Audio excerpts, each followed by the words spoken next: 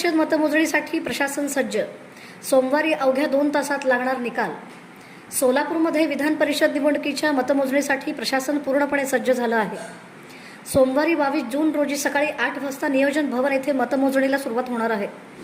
या निवडणुकीत केवळ 614 मते असल्यामुळे अवघ्या 2 तासात निकाल जाहीर होण्याची शक्यता आहे।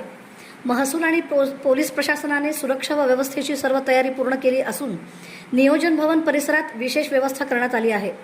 मतमोजणीची प्रक्रिया 2 टप्प्यात होणार आहे।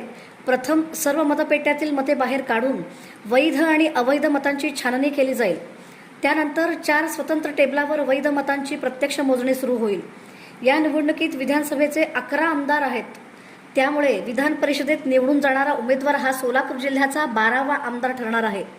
आता सर्वांचे लक्ष सोमवारी लागणाऱ्या निकालाकडे लागले असून कोणाच्या गळ्यात विजयाची माळ पडणार आहे याची उत्सुकता शिगेला पोहोचली आहे।